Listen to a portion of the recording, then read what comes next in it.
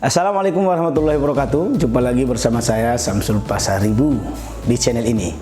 Dan sebelum kita lanjut, jangan lupa subscribe, like, dan share, serta tinggalkan pesan di kolom komentar. Saya pastikan semua yang berinteraksi di channel ini akan saya balas secepat mungkin. Dan jangan lupa aktifkan lonceng notifikasinya agar kita tetap terhubung. Dan jika kawan-kawan merasa ada manfaat dari kombur kita kali ini, silahkan dibagikan ke yang lain. Tapi jika tidak, maka anggap saja angin lalu. BTW, beberapa waktu lalu saya sudah membahas tentang pro kontra masa jabatan presiden yang diwacanakan maksimal 3 periode. Dan secara pribadi saya tentu tidak setuju dengan hal ini. Alasannya bisa kawan-kawan simak di video saya sebelumnya di sini nih. Dan untuk kali ini saya akan berdiskusi dengan kawan-kawan masih perihal masa jabatan, tapi bukan soal masa jabatan presiden atau wakil presiden, melainkan masa jabatan pejabat negara lainnya, yaitu kepala daerah, mulai dari bupati, wali kota, gubernur gitu. Kalau masa jabatan presiden saya setuju dibatasi, tapi kalau masa jabatan kepala daerah saya kurang setuju jika dibatasi. Ingat, kurang setujunya dalam tanda kutip, artinya ada SBK-nya atau syarat dan ketentuan berlaku. Apa SKB-nya? Ya SKB. Apa SBK-nya gitu ya? Syarat dan apa SKB-nya gitu. Yaitu hanya boleh jika yang bersangkutan mencalonkan diri di daerah yang berbeda.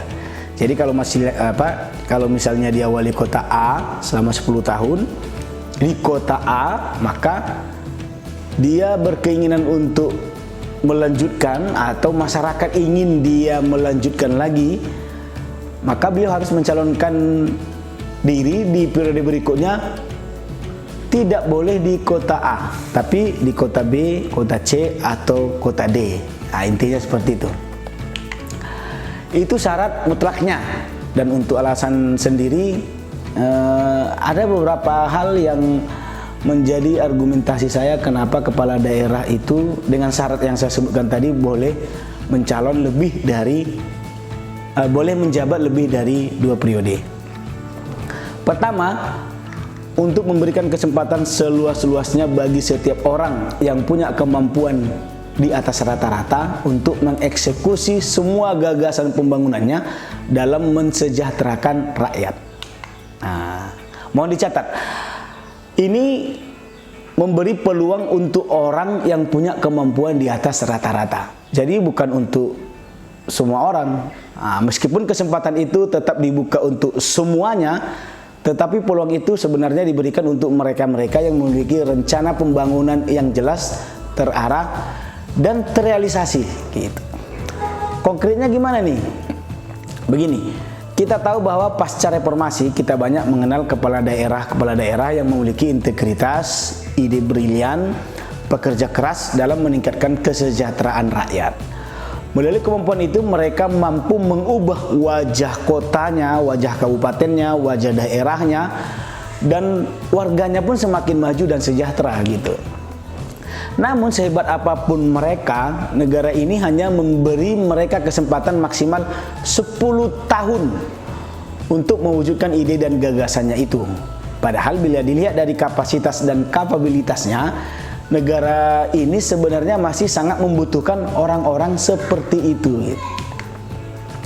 Sebut saja sejumlah nama yang berhasil dalam tanda kutip dalam memimpin daerah sampai saat ini, seperti Anies Baswedan di Jakarta, Ridwan Kamil di Jawa Barat, Ganjar di Jawa Tengah, kemudian ada Risma yang dulu wali kota Surabaya, dan banyak kepala daerah lainnya yang dampak kepemimpinannya tidak hanya dirasakan oleh daerahnya, tetapi juga hingga ke level nasional, atau prestasinya itu diakui secara nasional, bahkan ada yang internasional gitu. Contoh orang-orang di atas, mereka itu kan aset bangsa gitu. Tapi kesempatan untuk memberikan sentuhan pembangunannya hanya 10 tahun maksimal. Dan itu pun hanya dinikmati oleh satu daerah saja. Misalnya, kalau dia gubernur DKI Jakarta, ya cuma orang-orang Jakarta saja yang bisa menikmatinya gitu. Jadi perubahan signifikan itu hanya terjadi di Jakarta. Padahal apa yang dikerjakan oleh Gubernur DKI Jakarta, ini contoh ya, nanti jangan dibilang saya kampanye, pingin juga dirasakan oleh daerah-daerah lain, misalnya Sumatera Utara gitu. Sumatera Utara tentu juga pingin punya tata kota yang modern seperti Jakarta misalnya. Kota lain pasti juga pingin punya taman-taman kota yang indah gitu seperti Surabaya gitu. Atau punya bangunan-bangunan yang eksotis, artistik seperti apa yang dilakukan oleh Gubernur Jawa Barat misalnya seperti itu. Tapi sesuai dengan mekanisme yang ada saat ini, kesempatan itu tidak ada lagi.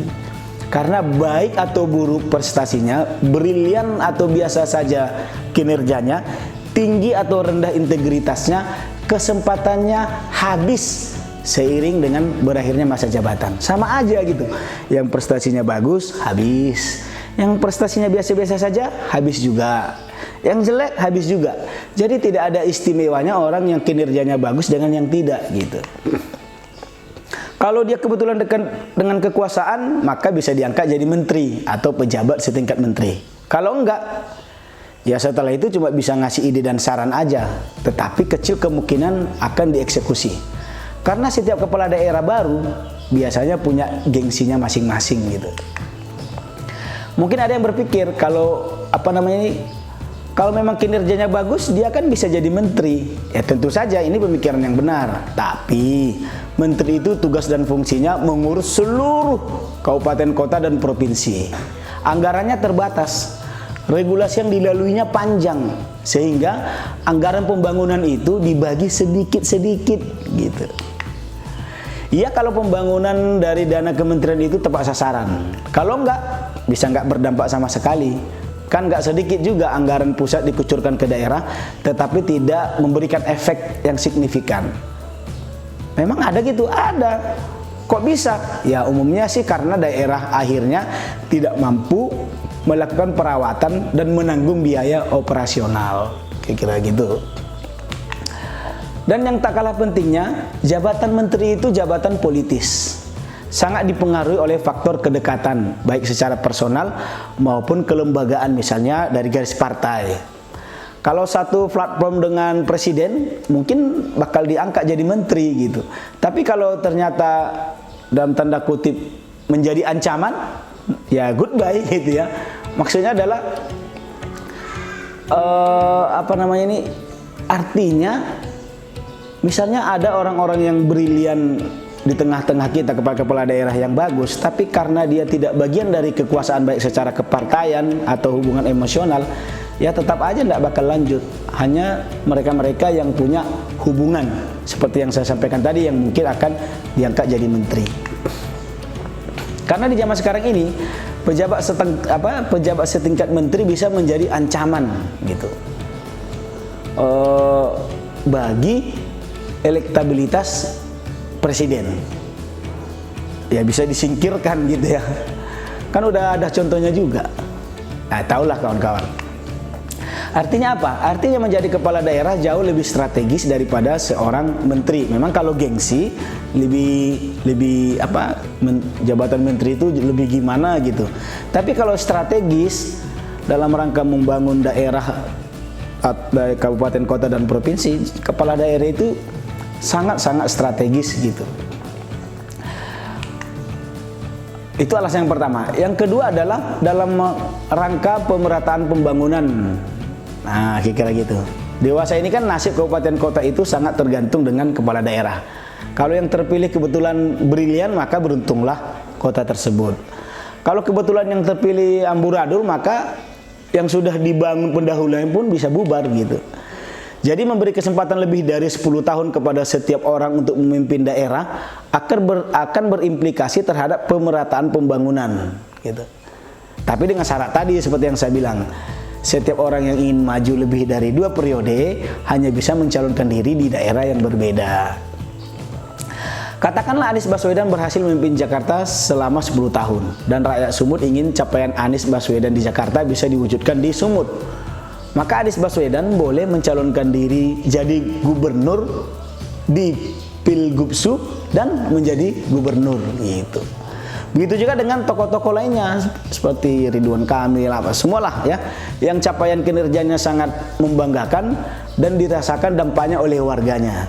Kemudian menjadi perhatian nasional gitu. Dengan demikian orang-orang yang dari awal memang sudah teruji, maksud saya begini, jadi orang-orang yang dari awal tadi sudah teruji tidak menjadi tokoh antik gitu, kayak barang antik gitu. Setelah 10 tahunnya disimpan gitu atau diendapkan, simpan dalam museum. Ya udah habis dah gitu. Nah, pinginnya mereka sebenarnya tetap mengabdi secara konkret dan nyata gitu. Jadi apa yang dikerjakan di Jakarta, ini contoh ini ya, akan ada di provinsi lain.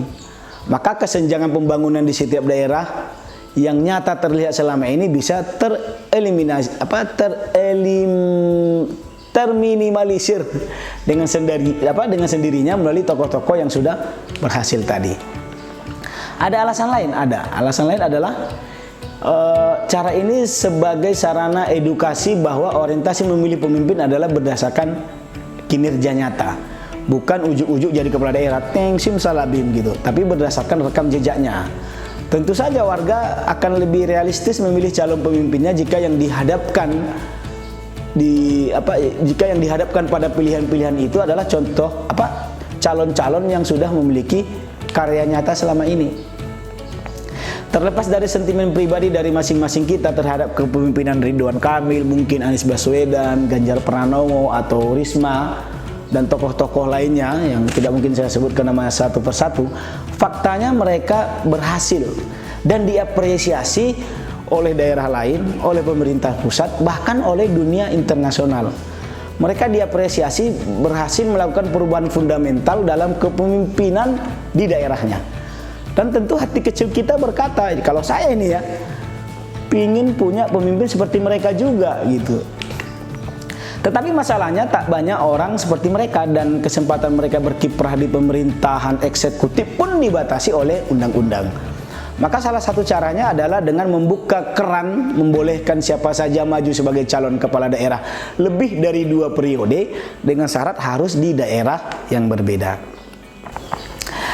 Menurut saya itu masih beberapa alasan kenapa kepala daerah itu boleh menjabat lebih dari 2 periode dengan syarat harus di daerah berbeda. Pasti ada yang berbeda pendapat dengan pandangan seperti ini. Jadi kalau kawan-kawan punya pandangan lain boleh dicantumkan di kolom komentar. Siapa tahu pandangan kawan-kawan lebih realistis lagi gitu. Baiklah, sebelum sesi ini saya akhiri, maka jangan lupa subscribe, like channel ini, dan jika kawan-kawan merasa diskusi kita ini ada manfaatnya atau layak diketahui oleh orang banyak, silakan share ke yang lainnya. Tapi kalau menurut kawan-kawan ini hanya pepesan kosong, nggak bermanfaat, anfaedah kata orang, maka anggap saja angin lalu. Terakhir, jangan lupa aktifkan lonceng notifikasinya agar kita bisa tetap terhubung. Ingat, silaturahmi itu menambah rezeki dan memperpanjang umur. Saya Samsul Pasaribu, sampai jumpa di kompor berikutnya. Assalamualaikum warahmatullahi wabarakatuh.